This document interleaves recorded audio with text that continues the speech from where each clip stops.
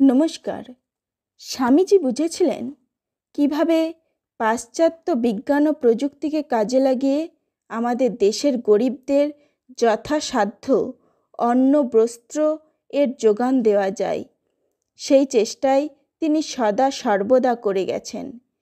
আর এর প্রতিকারকল্পে তিনি কি করেছিলেন শুনে নিন সেই কাহিনী। গ্রামের সামগ্রিক মঙ্গল সাধন নিহিত হয়ে আছে গ্রামীণ অর্থনৈতিক কাঠামোর ওপরে। এই অর্থনৈতিক ব্যবস্থার উন্নতি কৃষি ব্যবস্থার উন্নতির সঙ্গে ওতপ্রোতভাবে জড়িয়ে। আজকের মানুষ সম্যকভাবেই তা উপলব্ধি করতে পেরেছেন। তাই এখন আমরা গ্রামীণ অর্থনীতির উন্নতির সমাধানের জন্য বিভিন্ন ধরনের কমিশন গঠন করি। এই কমিশনে গ্রামের কল্যাণের জন্য নানান পথ ও পন্থার সন্ধান করার চেষ্টা করি। অথচ এসব পথের সন্ধান বহু পূর্বেই আমাদের চোখের সামনে বিবেকানন্দ তুলে ধরেছিলেন। চোখ মেলে আমরা এতকাল সেদিকে তাকাইনি, তাই তা দেখতেও পাইনি।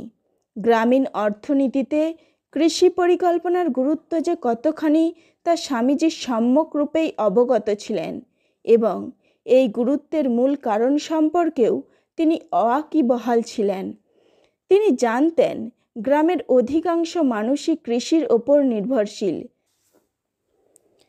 কাজেই গ্রামে কৃষির উন্নতি ঘটিয়ে যেমন মানবিক সম্পদের সদ্ব্যবহার করা যাবে, তেমনি গ্রামে খাদ্য সংকটের মোকাবিলা করে গ্রামের দুঃসহ অভাব মোচনও সম্ভব হবে। শিল্প প্রসারের ভিত্তি হিসেবেও কৃষির প্রসার ঘটাতে হবে। আর বিধ্বংস ও বিপন্ন গ্রামীণ অর্থনীতিকে সজীব করে তুলতে পারে বিজ্ঞানসম্মত কৃষি ব্যবস্থা।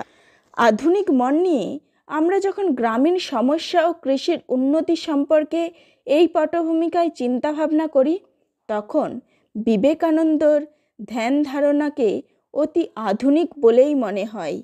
গ্রামীণ কৃষির উন্নতির প্রয়োজন সম্পর্কে স্বামীজি প্রথমেই জমির ওপর কৃষকের অধিকার মেনে নেওয়ার সপক্ষে মত প্রকাশ করেছেন।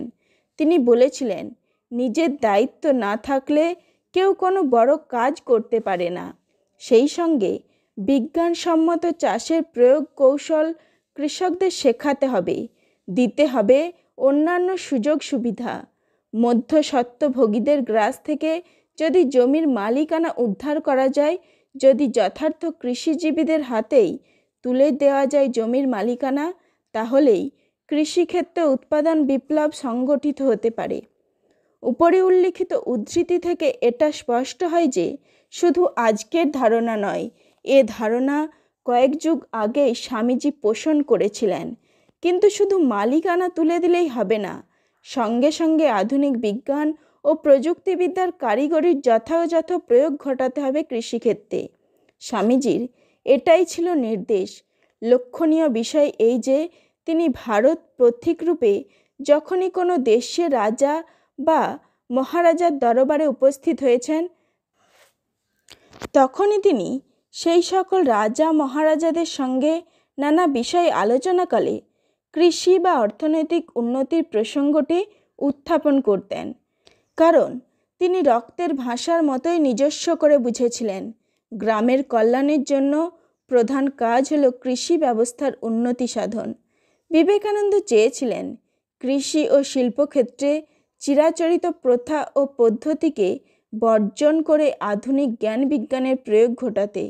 আর তাহলেই কৃষির উন্নতি ঘটতে পারে। কারণ নেহাত চাষারে বুদ্ধিতে চাষ নয়, বিদ্বান বুদ্ধিমানের পদ্ধতিতে করতে হবে।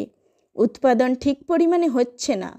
লেখাপড়া জানা লোক পল্লী গ্রামে বাস করলে আর চাষবাসটা বিজ্ঞান সাহায্যে করলে উৎপাদন বেশি হয়, চাষাদের চোখ খুলে যায়। গ্রামের কল্যাণের জন্য, কৃষির কল্যাণের জন্য, কৃষির উন্নতি সম্পর্কে তিনি বলেছেন, পাশ্চাত্য বিজ্ঞানের সহায়ে মাটি খুঁড়তে লেগে যা, অন্যের সংস্থান কর, চাকরি ঘুগরি করে নয়, নিজের চেষ্টায় পাশ্চাত্য বিজ্ঞান সহায়ে নিত্য নতুন পন্থা আবিষ্কার করে। আজ আমরা বুঝেছি গ্রামের সামগ্রিক কল্যাণ করার প্রয়োজনীয়তা কতটা অপরিসীম। তাই কৃষিকাজকে হেয় জ্ঞান করার যে শতাব্দী প্রাচীন অশুভ প্রবণতা আমাদের তথাকথিত শিক্ষিত মানুষদের আচ্ছন্ন করে রেখেছিল, সেই সময়েও স্বামীজি তার বিরুদ্ধে সরব প্রতিবাদ জানিয়েছিলেন। আমি তো ভেবেচিন্তে চাষবাস করাটাই ভালো মনে করছি। চাষবাসের কথা বলেই এখন মনে হয়, দেশশুদ্ধ লোককে কি আবার চাষা হয়ে দাঁড়াতে হবে?